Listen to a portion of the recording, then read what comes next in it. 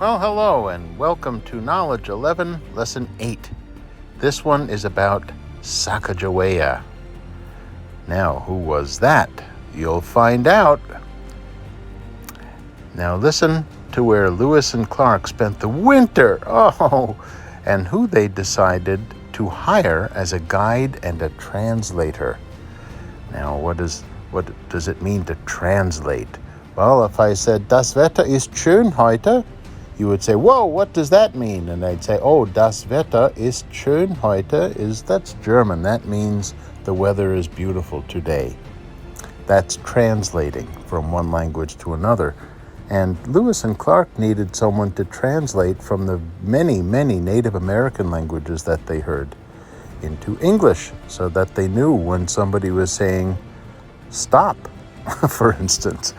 All right, so let's get to the story. As autumn approached, Lewis and Clark were in a hurry. They knew the Rocky Mountains lay ahead, and they hoped to spend the winter there among the Mandan and the Hidatsa. Of course, the Mandan and Hidatsa were two Native American tribes that were friendly to Lewis and Clark.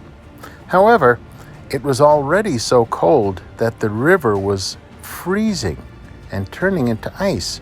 And when the river froze, it was impossible to travel up the river in their boats. Now here's a picture of a Mandan village where the Knife River flows into the Missouri. Lewis and Clark found 5 villages of Hidatsa and Mandan Native Americans. Like other Native Americans living on the plains, these people herded bison, also known as buffalo, from horseback. They also lived in permanent earth lodges, and they farmed the land around their homes. Of course, that means they had shelters which they didn't move, unlike nomads who moved their shelters with them. The Mandan and the Hidatsa, they lived in one place. 4 or 5 families shared each lodge, and even the horses spent bad days inside in a roped-off space just inside the entrance. The Mandan especially welcomed the travelers from the east because they were used to visitors. Other Native American tribes and trappers came to the Mandan area to share news and to buy and sell furs from beaver, bear, elk, or bison.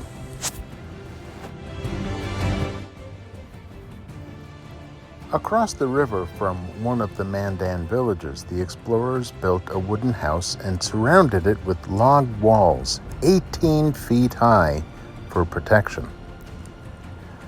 The men of the Corps of Discovery called their winter home Fort Mandan after the Mandan Native Americans.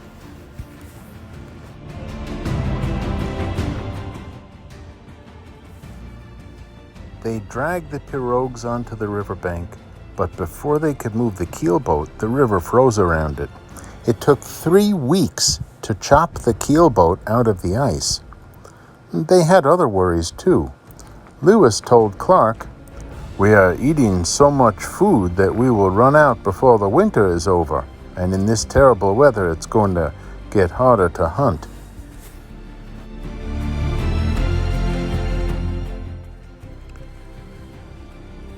Thankfully, the Mandan appeared one day to tell them, "We have found a herd of bison nearby.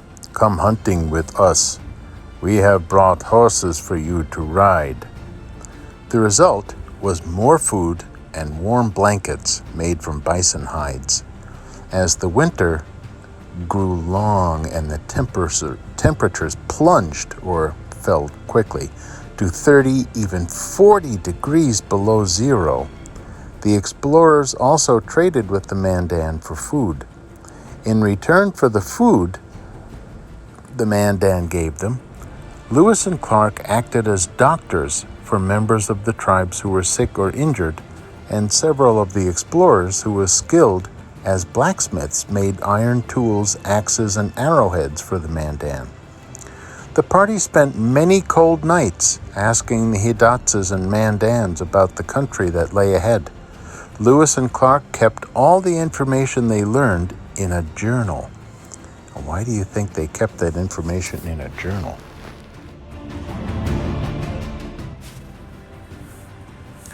Then one day, a French-Canadian trader appeared at the gates of Fort Mandan.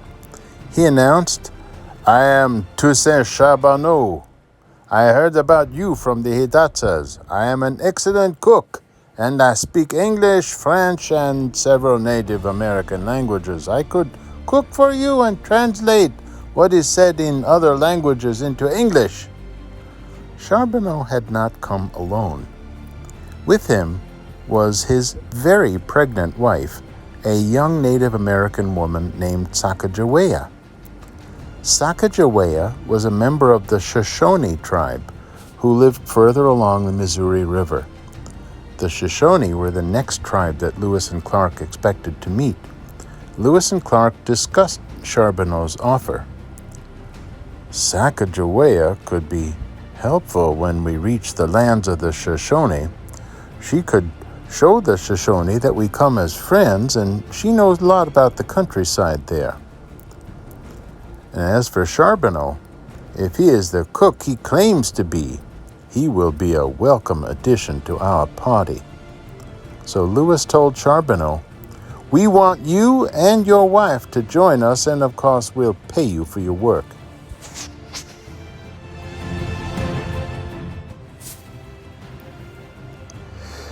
This turned out to be one of the best decisions the co-captains ever made, and while they had agreed to hire 2 new members of the expedition, they soon had 3, because one cold night, Sacagawea gave birth to a little boy.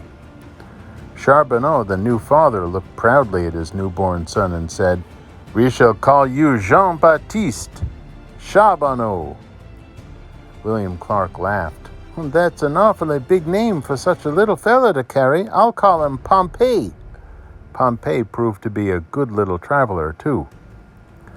Lewis and Clark organized their notes and drawings and labeled samples of plants and animals that they had gathered. Remember, that was one of the 3 things that President Jefferson asked them to do. And when spring came, Clark announced, "We have decided to split the party into 2 groups. We will send some of you back east to take President Jefferson the things we have collected and written. The rest of us will continue west." Remember now, there were no telephones and no email yet, and there was no way to send mail in the Louisiana Territory. Lewis and Clark sent some of the Corps of Discovery to tell Jefferson of their progress and what they had found so far.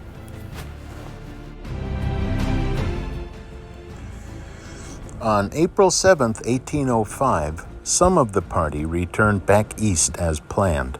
They carried with them 4 boxes and a trunk filled with plant and rock samples, as well as the captain's journals and drawings. Here the word trunk means a large, strong box. They also took with them some living animals such as a magpie and a prairie dog. Lewis told Clark, "I wish I could see President Jefferson's face when that magpie starts chattering away. The president will be mighty pleased, and he will be delighted with all the information in our journals and our drawings." And Clark replied, "He'll be even happier when you and I report to him in person that we have reached the Pacific." Now, what was the last task they still had to accomplish? Remember, they were supposed to find an all-water route to the Pacific Ocean.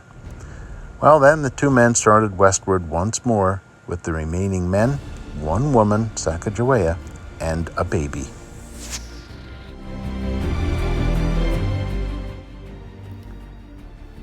Now here are pictures of a coin, the front and the back. And you may have seen these around. They're dollar coins. They look like gold, but they're not made out of gold. And believe me, if these coins were gold, they'd be worth a lot more than $1. Anyway, maybe you didn't know that the woman on the coin is Sacagawea, and that's little Sacagawea's baby on her back, little Pompey.